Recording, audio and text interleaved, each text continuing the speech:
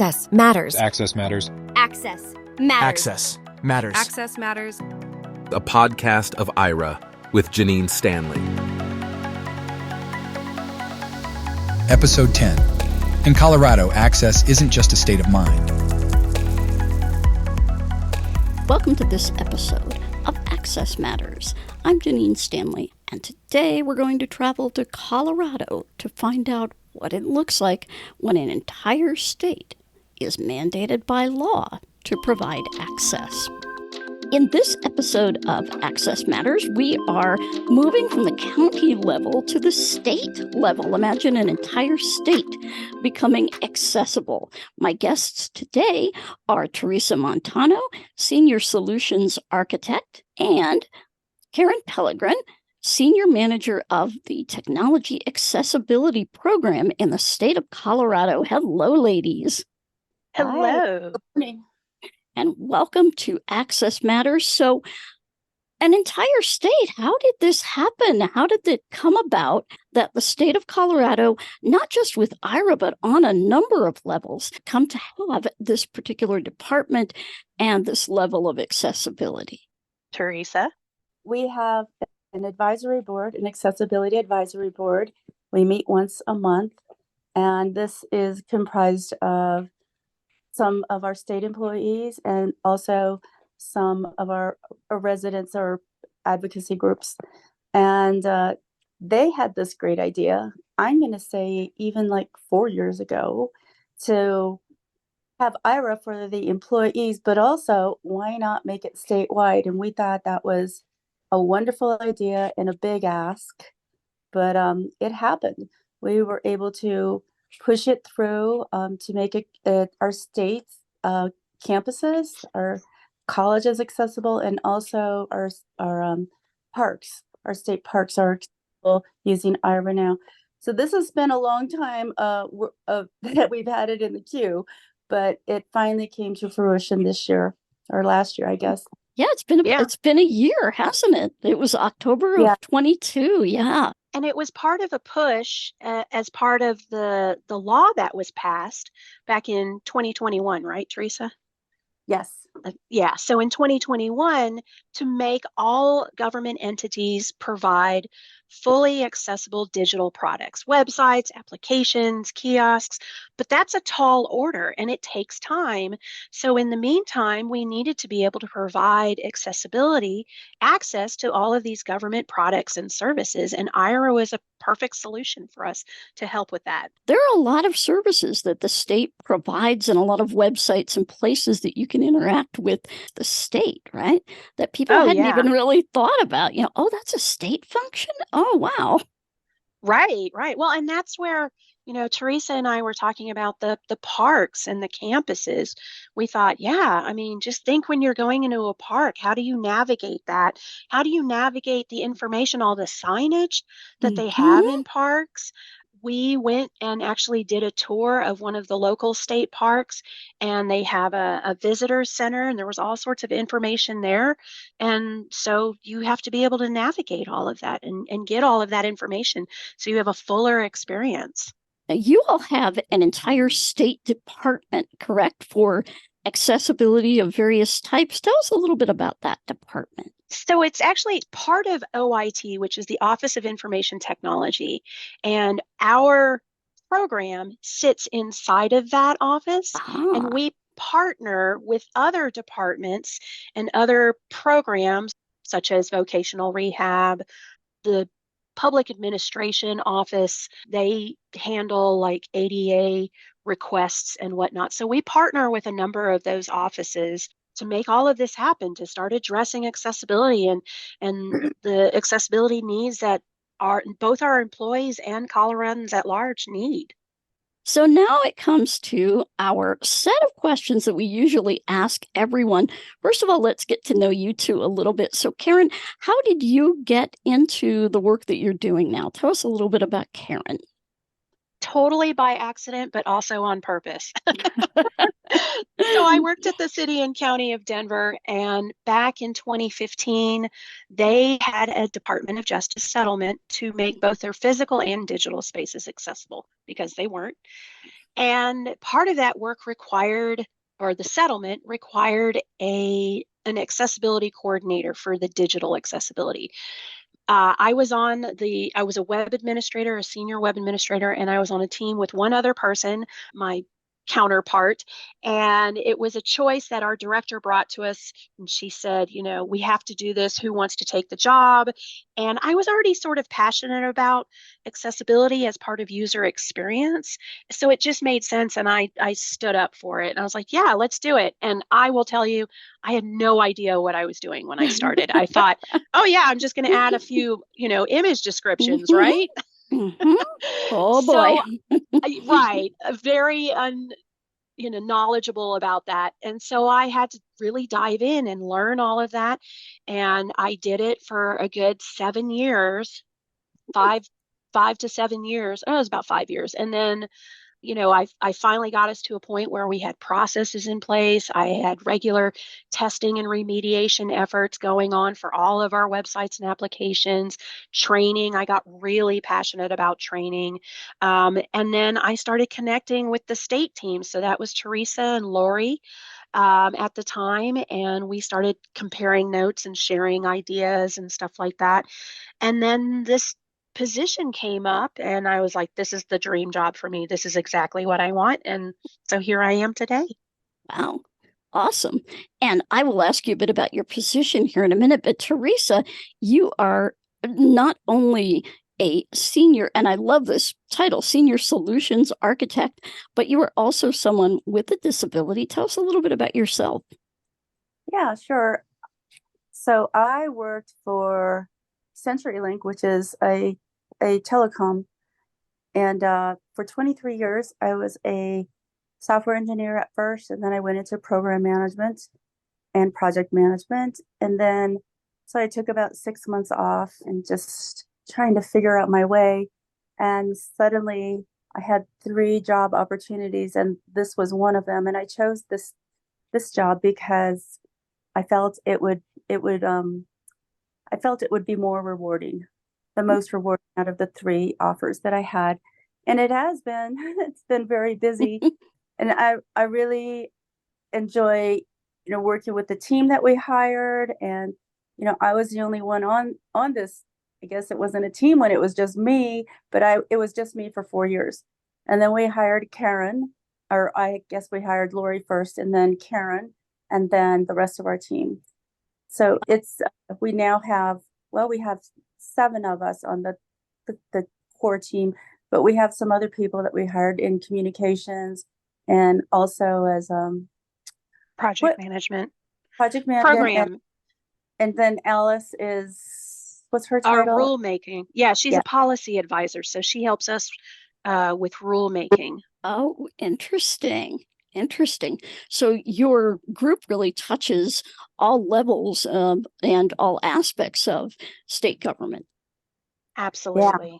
So, Karen, tell me a little bit about your actual position. What is the Technology Accessibility Program? So that program was actually created out of the statute. HB 211110 is the original statute. And as part of that, we had to create a full program. And that program was really started by Theresa. And then she had Lori hired. And then the fuller program with all of us is when I came on board. And I will tell you, in the very first week I came on board, I had to interview 4 new people. Oh my. Yeah, so that was a little bit of a baptism by fire. But we are designed specifically to serve our executive branch state agencies primarily in operationalizing accessibility within their department, so within their organization. And that means addressing key areas using a maturity matrix to include accessibility in those key areas. So procurement, governance, we've got, what was that, Theresa? Communication.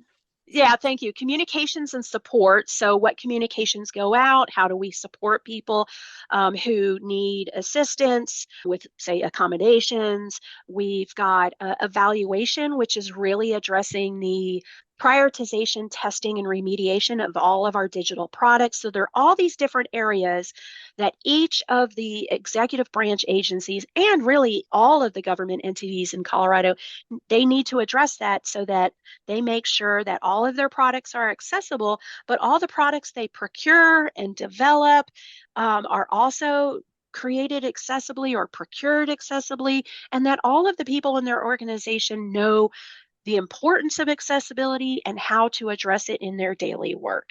And so we primarily address it from the executive branch level. There are non-executive departments, they're called non-consolidated departments. And then the local government is kind of, they're the groups that we do help, but because we're not a very big team, we only have so many resources. We usually help them through larger organizations such as Colorado Counties Inc. There's a special districts. There's a school board district organization. And so we provide guidance and resources to them through those larger organizations to try and get that information to trickle down and help them also meet accessibility. We do a lot. It sounds like it. And I would imagine that you all take a number of recommendations of software and things like that, because I know there are a lot of processes that go on in different county or state departments, and different software is used. But we've been using this for years. It's not accessible. Oh, well, we don't have anyone here who needs it. And I'm sure you've heard that before, right? Uh-huh. Uh-huh. You know, when I first started, I remember being in a meeting and I, brought up the accessibility of the project, and they said, "But Theresa, we don't have any money. We don't have any resources." And I said, "Well, that's why I'm here. We need to talk about this these days. I mean, it's not just slide anymore. We really have to discuss this and make it happen." And this is a great segue into the famous question: how do you define access, Theresa? What does it look like when it works?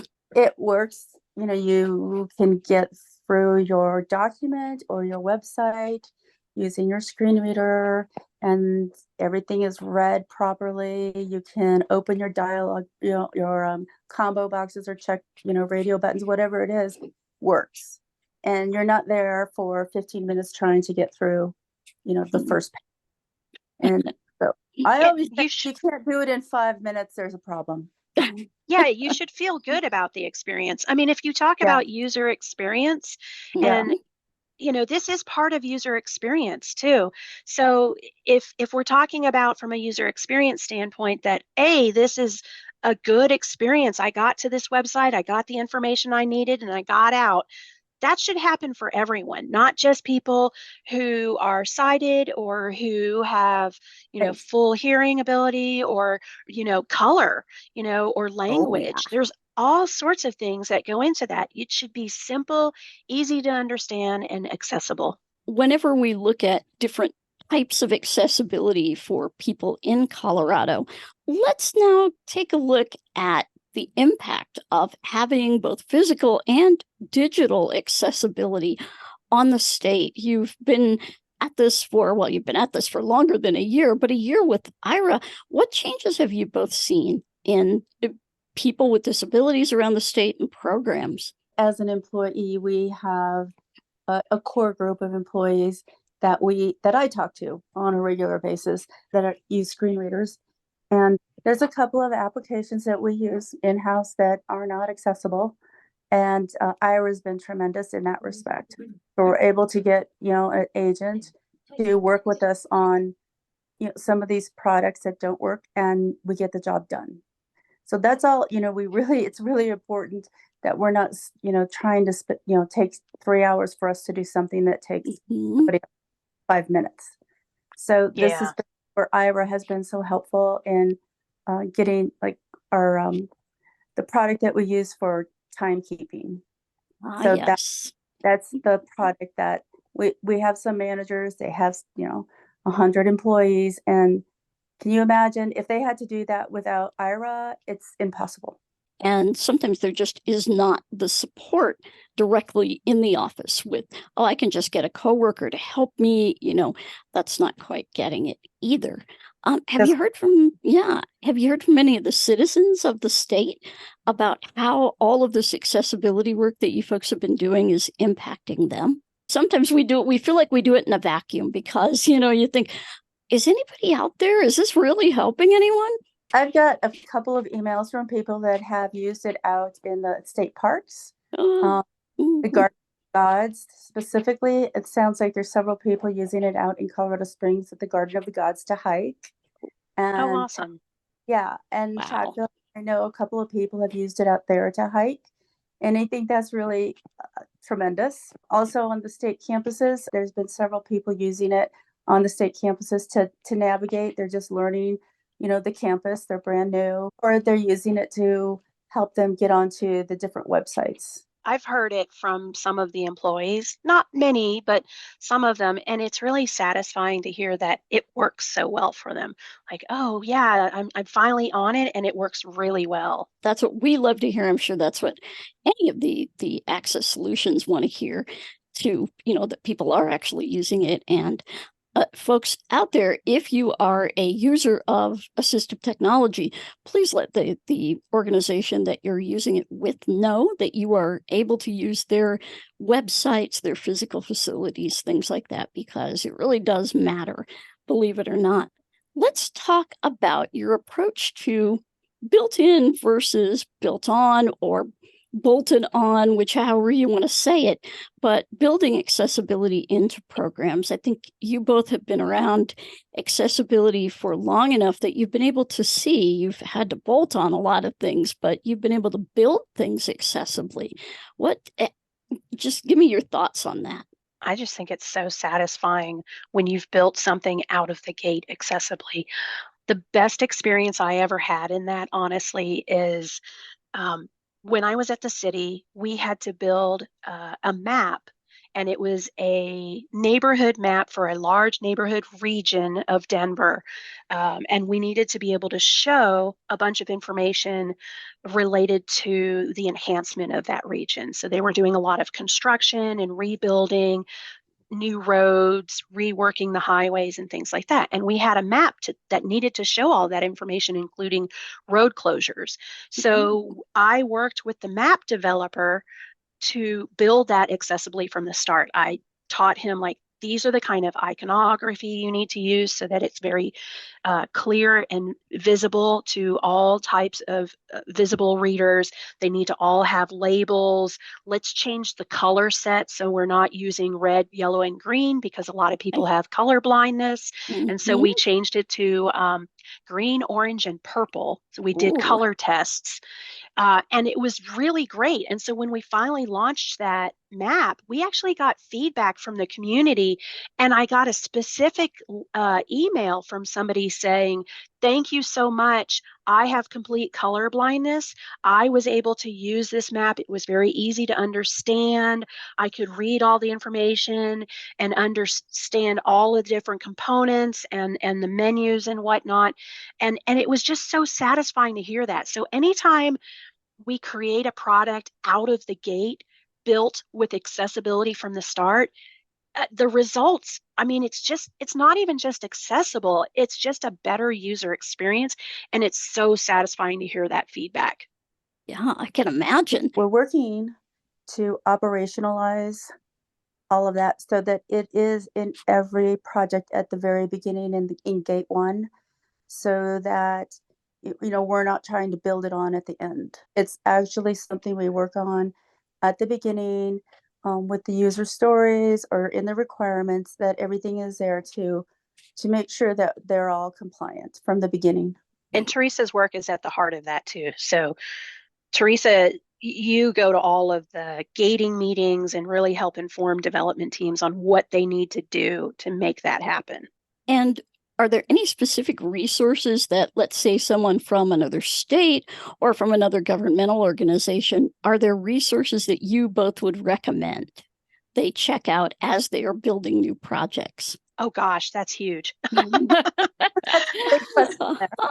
Yeah, that's a big question. We created an accessibility maturity matrix template that's based on other maturity matrix models out there. And we post it on our website and we share it with local government. We've had our agencies use it. We've shared it with other state agencies. There's this multi-state agency group that we meet every month, and it's got other states like Maine and Minnesota and Texas, and so we all share these great resources that we've either found or developed.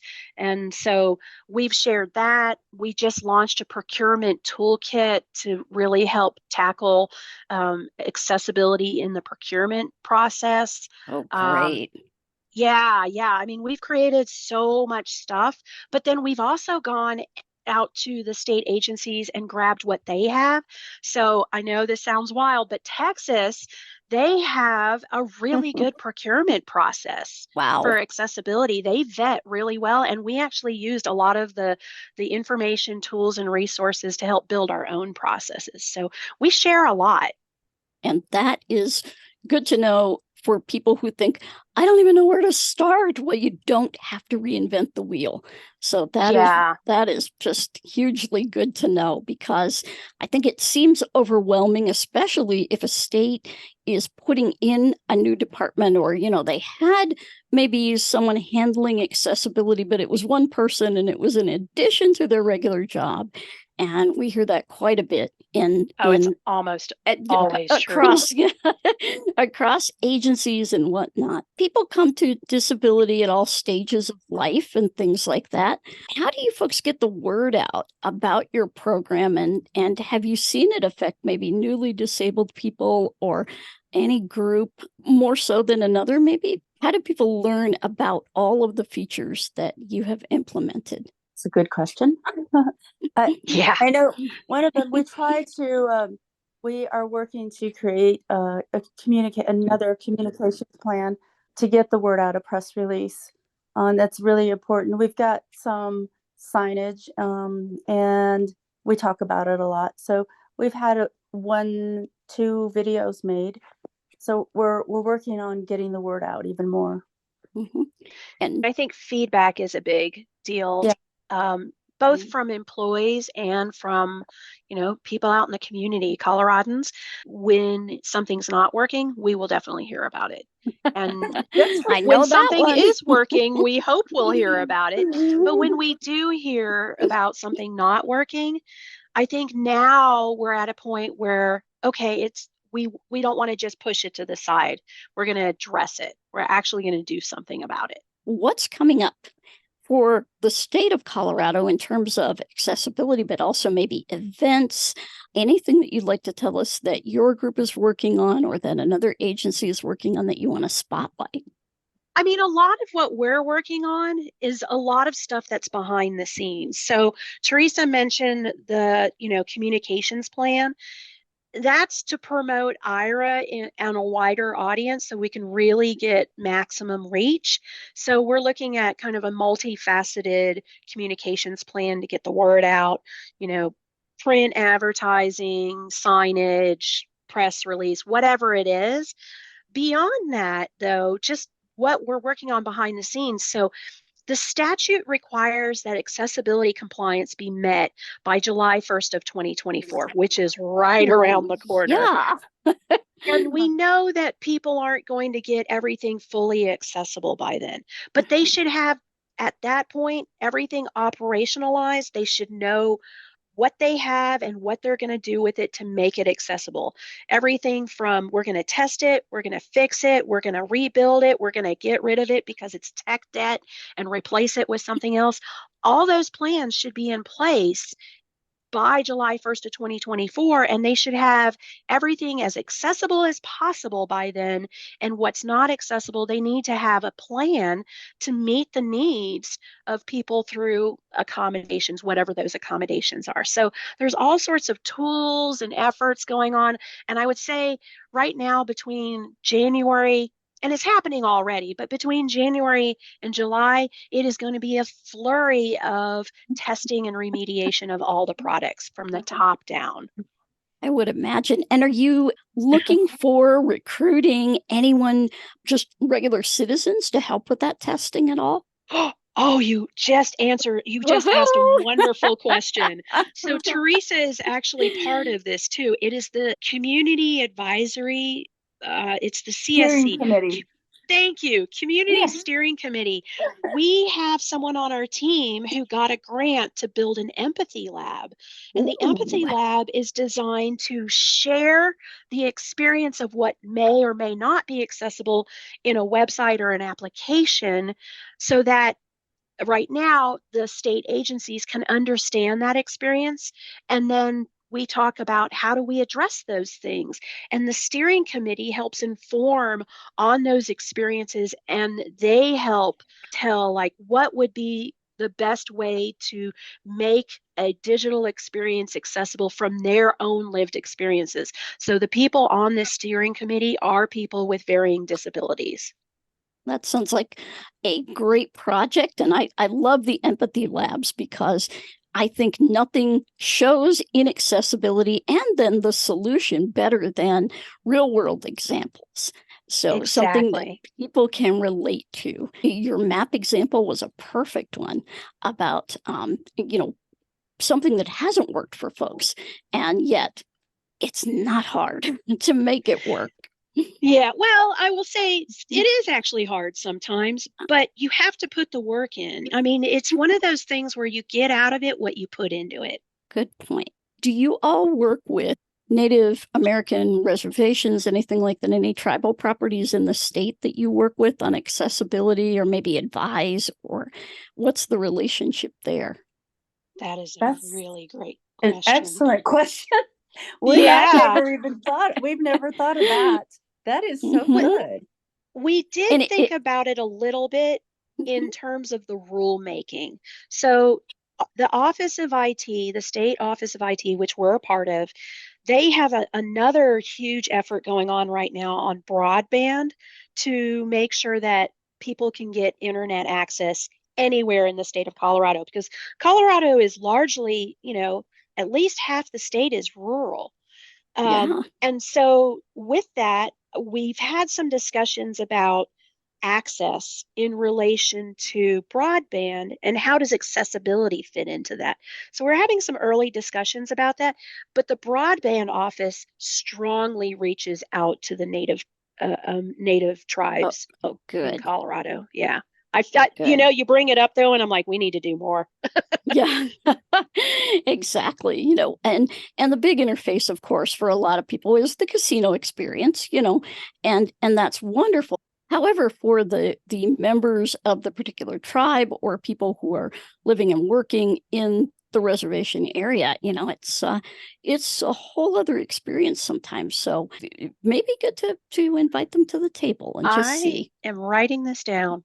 That's really good. I think it's really difficult sometimes to figure out who all the populations that aren't at the table are out there. Who haven't we thought of?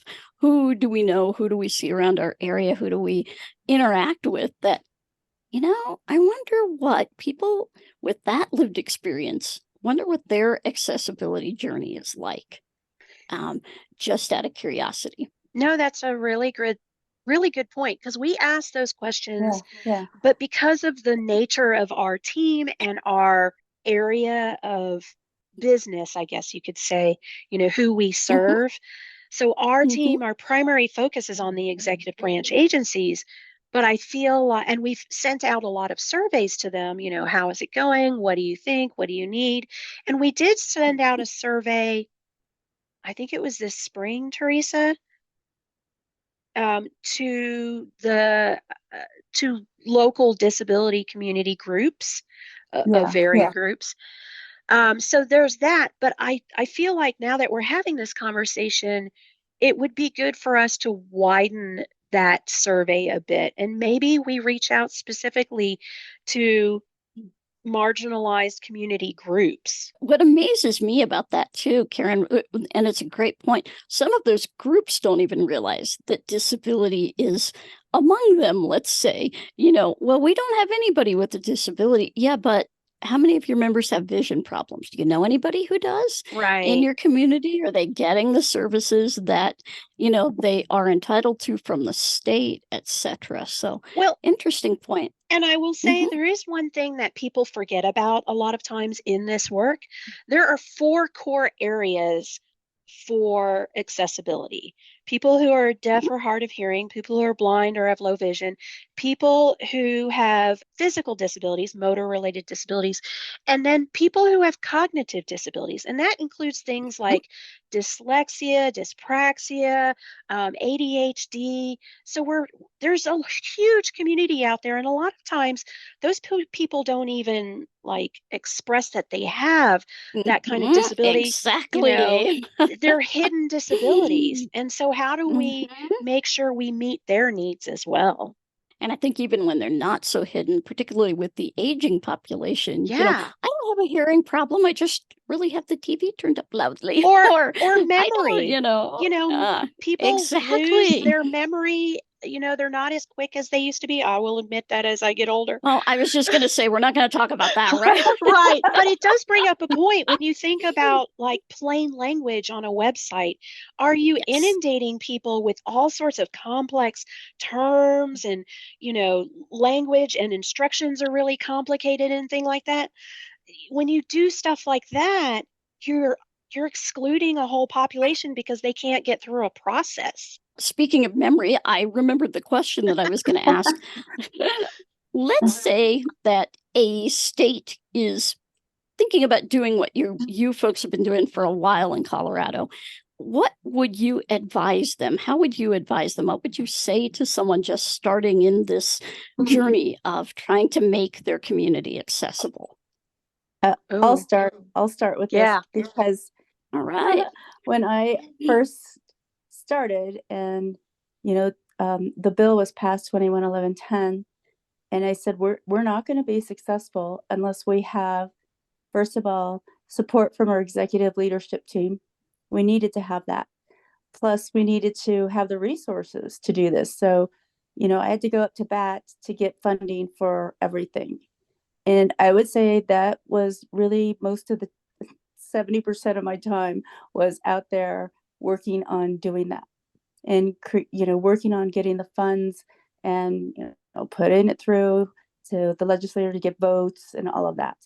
So I would say executive support would be the first thing. Then comes the funding, of course.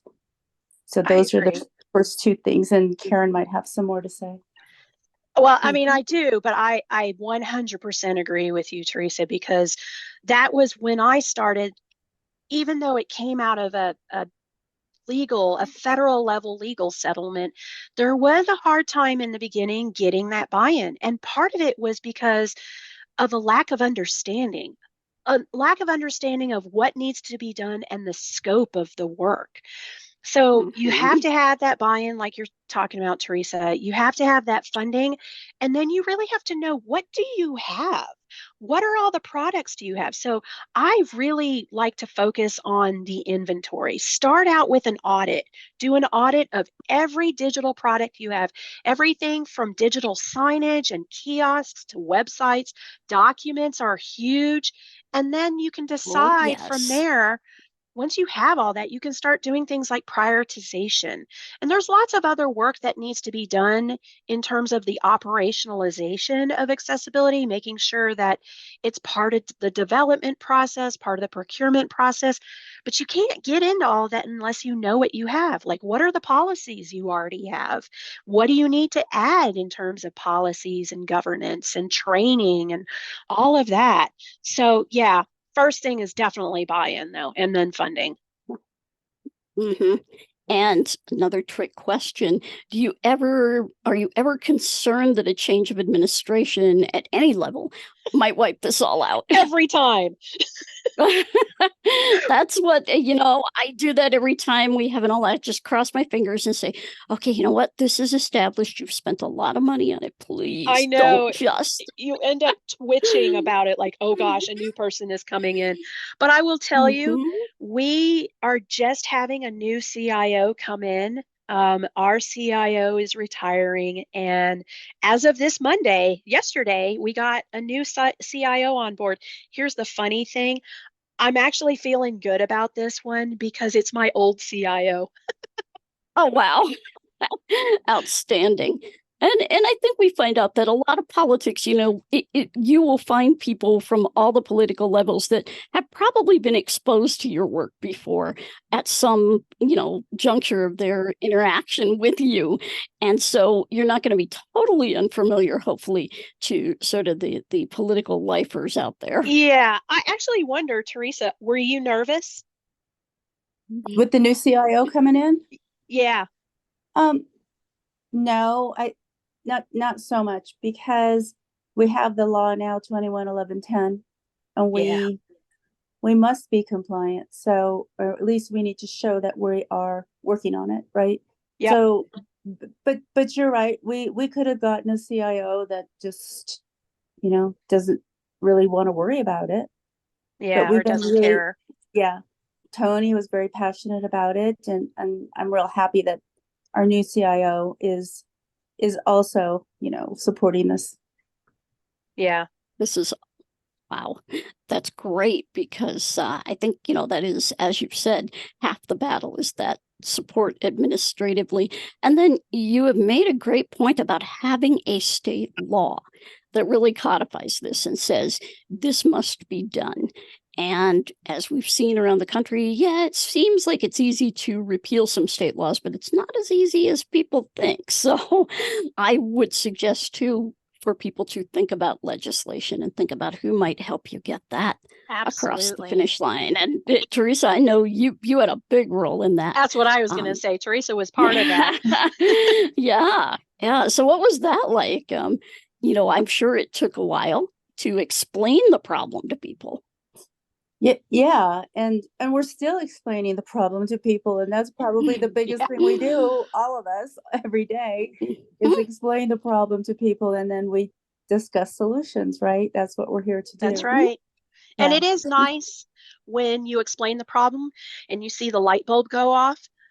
It's also very frustrating on the other side when you try to explain the problem. They're like, yeah, I'm not going to do that, which doesn't happen very often, but it does happen. So then you have to go, okay, well, how can I tackle this from a different angle? If people wanted to contact either one of you and learn more about your department and the work that you're doing in accessibility, how might they do that? We have a central inbox. So people can reach out to us at OIT_accessibility@state.co.us.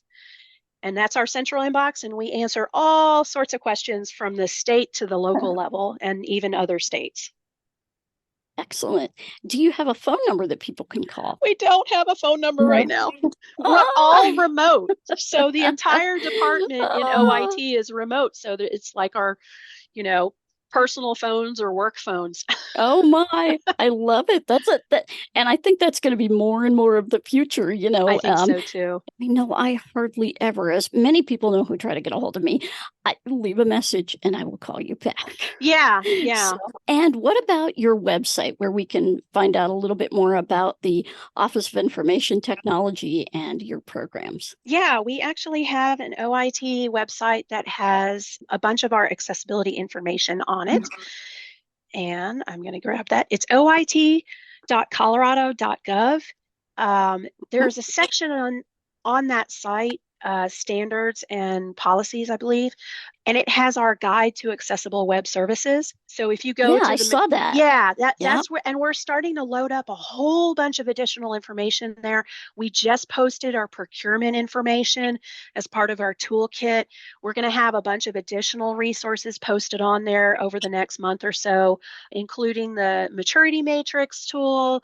We have a high-level risk assessment tool that we just posted on there. Ooh. It basically asks, it's 21 questions, a vendor checklist essentially, that procurement teams or whoever's procuring technology can ask vendors those questions, such as, do you have a compliance report? Do you have an accessibility team? Do you test using JAWS? All of those great questions. So lots of stuff is going to be going up there, and we already have a bunch of stuff there now. if anyone out there who's listening is in government, again, you do not have to reinvent the wheel, because people like Karen and Theresa have done so much of this work that you can take and make your own.